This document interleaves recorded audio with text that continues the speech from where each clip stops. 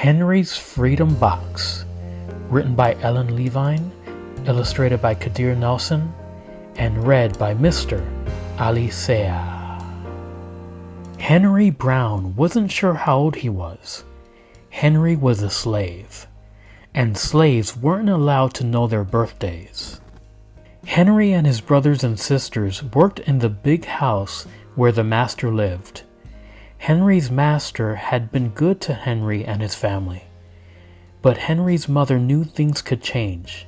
Do you see those leaves blowing in the wind? They are torn from the trees like slave children are torn from their families. One morning, the master called for Henry and his mother. They climbed the wide staircase. The master lay in bed with only his head above the quilt. He was very ill. He beckoned them to come closer. Some slaves were freed by their owners. Henry's heart beat fast. Maybe the master would set them free. But the master said, "You are a good worker, Henry. I am giving you to my son. You must obey him and never tell a lie." Henry nodded, but he didn't say thank you. That would have been a lie. Later that day, Henry watched a bird soar high above the trees. Free bird, happy bird, Henry thought. Henry said goodbye to his family. He looked across the field. The leaves swirled in the wind. Henry worked in his new master's factory. He was good at his job. "Do not tear that tobacco leaf," the boss yelled at the new boy. He poked the boy with a stick. If you made a mistake, the boss would beat you. Henry was lonely. One day he met Nancy, who was shopping for her mistress. They walked and talked and agreed to meet again. Henry felt like singing, but slaves didn't dare sing in the streets. Instead, he hummed all the way home. Months later, Henry asked Nancy to be his wife. When both their masters agreed, Henry and Nancy were married.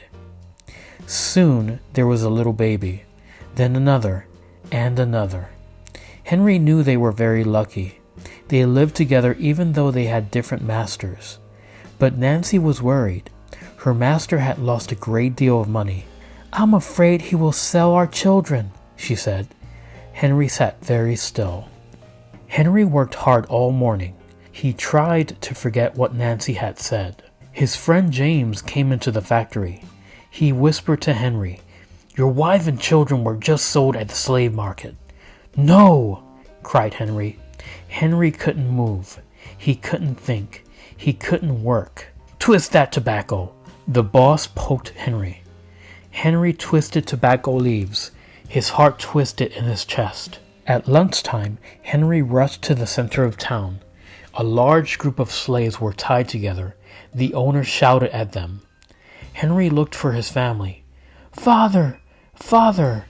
Henry watched his children disappear down the road. Where was Nancy? He saw her the same moment she saw him. When he wiped away his tears, Nancy too was gone. Henry no longer sang. He couldn't hum. He went to work, and at night he ate supper and went to bed.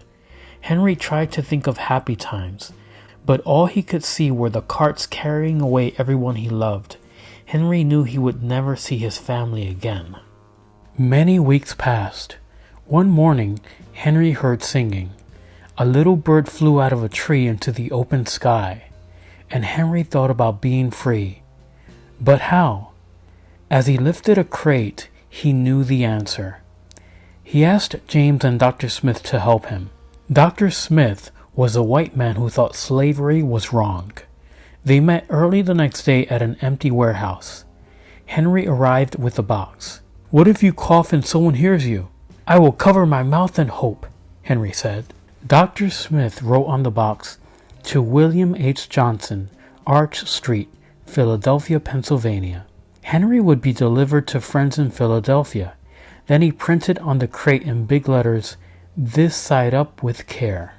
Henry needed an excuse to stay home, or the work boss would think he had run off.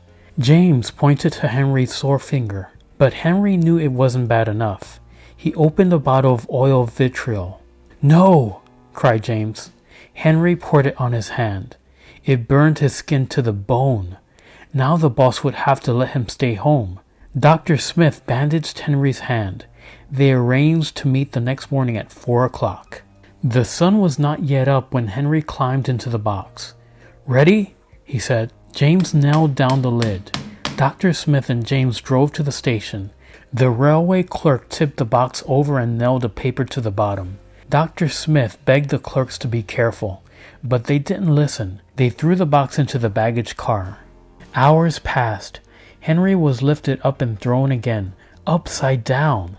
He heard waves splashing. This must be the steamboat headed for Washington, D.C. The ship rode smoothly, but Henry was still upside down.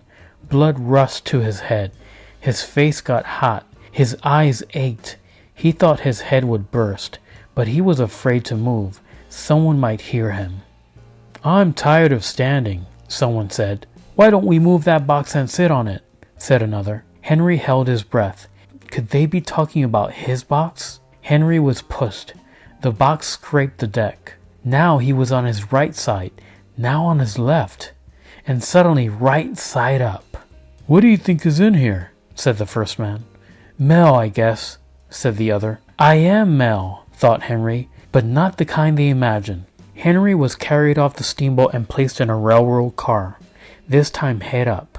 He fell asleep to the rattling song of the train wheels. He awoke to loud knocking. "Henry, are you all right in there?" "All right," he answered. The cover was pried open. Henry stretched and stood up. 4 men smiled at him. "Welcome to Philadelphia." At last, Henry had a birthday. March 30th, 1849, his first day of freedom. And from that day on, he also had a middle name. Everyone called him Henry Box Brown.